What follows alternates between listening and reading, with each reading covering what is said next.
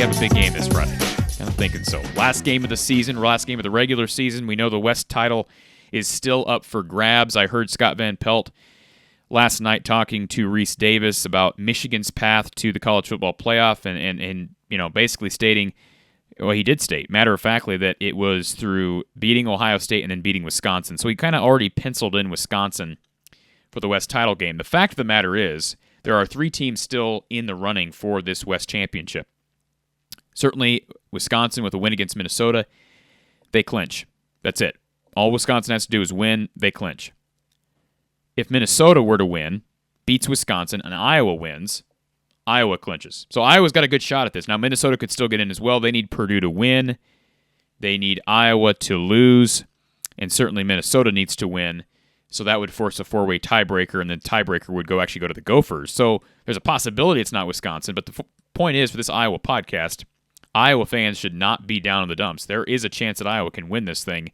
I think I can speak for the fan base in saying typically these games don't seem to go our way. Typically when you're relying on a team like Wisconsin to lose, it doesn't work out. If there's any advantage here, Wisconsin is having to travel to Minneapolis. Don Patterson brought this up during our football postgame show over at Iowa at the Voice of College Football on YouTube the other day, that if Iowa wins Friday, that puts more pressure on Wisconsin to win Saturday. And that's true. The other thing that does, though, as well, and it kind of works against Iowa, Iowa beats Nebraska Friday. Minnesota becomes eliminated from the conversation, which does that give them less motivation to win Saturday? I'd like to think not, because it's a rivalry game. The axe is up for grabs between Minnesota and Wisconsin. But those are all storylines. We mentioned during our introduction, Adrian Martinez is out. Enter Logan Smothers. Who is Logan Smothers? Well, Alabama kid, came here at 6'2", 195. Very similar build to a guy like Alex Padilla, and he plays very similar, although I think he's a little bit more mobile than Alex. He's not the athlete that Adrian Martinez is, and I'd be very surprised if Nebraska takes a bunch of shots down the field on Friday. To me, this is a game where if Iowa can keep everything in front of them, and I think they'll be able to do that because of who Nebraska will have at quarterback, I think Iowa should be in a good position to win this game. With that being said, I think it'll be close. It's in Lincoln. This is postseason play for Nebraska. They're not going anywhere. And how many players will show up and play for their coach, that's yet to be seen as well. Storylines, Keegan Johnson, the Bellevue, Nebraska kid. Bellevue's in Omaha, basically, part of Omaha, so that will be a big game for him. Going back home, Oliver Martin, we know the storylines there. He's sort of fallen down on the pecking order for Nebraska at wide receiver, although he does work in special teams and punt returns for the Huskers. So there's storylines there. It'll be interesting to see. Ezra Miller might get some time. Of course, a former Iowa kid playing left tackle at times for Nebraska. But again, if you can keep Smothers in front of you, they're going to be wanting to get Samori Toure in open space. He's their best wide receiver, the transfer from Montana. If they can get him in open space, again, I don't see a whole lot deep action. Maybe I'm wrong. Maybe they'll throw a bunch of deep balls against Iowa against the secondary. Certainly, if Terry Roberts does not play, which it sounds like he's iffy for the game for Iowa secondary, then I can see more deep shots. Same with Jack Kerner. Right now, the latest injury report we got from Kirk Ferentz is that Jack Kerner is iffy, Terry Roberts is iffy, Mason Richmond is iffy. And certainly I would rank those as far as important players to get back. Kerner, Roberts, and then Richmond. I think Iowa's okay at tackle without Richmond for now. Not saying they're great at tackle, but Plum and Richmond have, to me, I'm no offensive line expert, to me they've kind of been one and the same as far as performance. So as long as Plum can stay healthy, and that's a question, you keep him healthy at left tackle, you've got Young at right. I think you need to get Kerner and Roberts back there on the back end. And again, Riley Moss has got to stay healthy. I mean, Iowa's down. I mean, it's amazing. Every year we say this. Every year at some point, Iowa's corners get banged up, and cornerback seems to be one of the toughest positions to maintain health at. Every year you lose guys, and Phil Parker's done a nice job of having a deep depth chart at corner. But right now, with Hankins out, he's definitely out this Saturday or this Friday.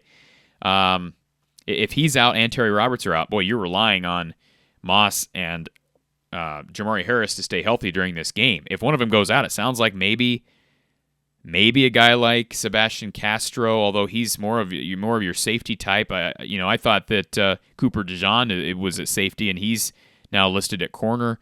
I think Xavier Williams, the kid from Northern Iowa, would probably see some time as well.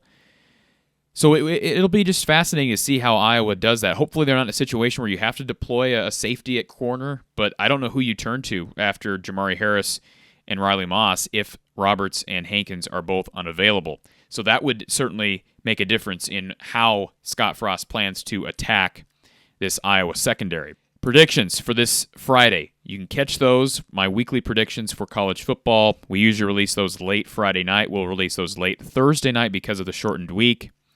So catch those from the Hawkeye of the Storm again on our podcast platforms as well as on YouTube.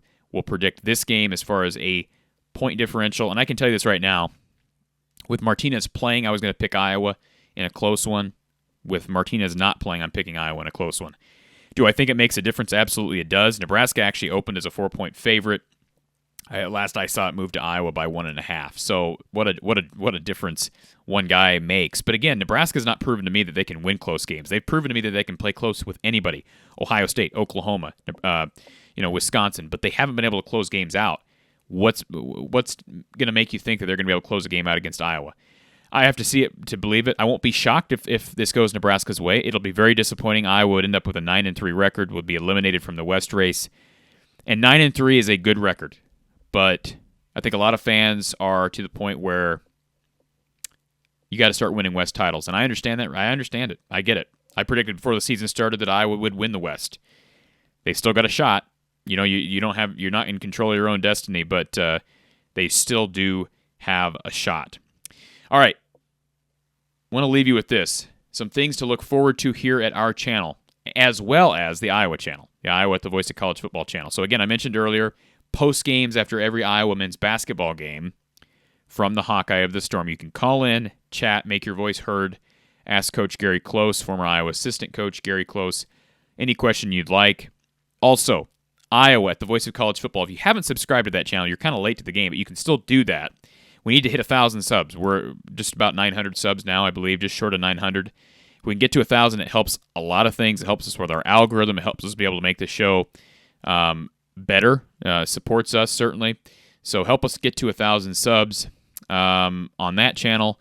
We'll be doing Iowa postgame after the Iowa-Nebraska football game this Friday with Coach Don Patterson, former Iowa assistant coach Don Patterson. Will be live.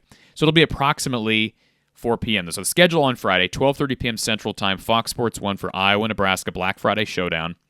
4 o'clock, approximately 4 o'clock. I know the FS1 commercials seem to last forever.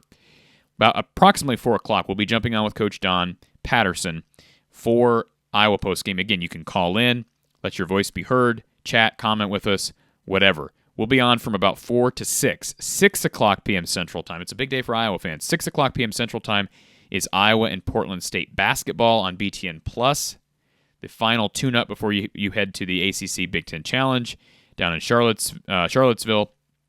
And then following that game, approximately 8 p.m. Central Time, we will be live right here at this channel from the Hawkeye of the Storm on YouTube for Iowa basketball postgame. So appreciate all the support. Appreciate you helping us grow our channel, grow our show.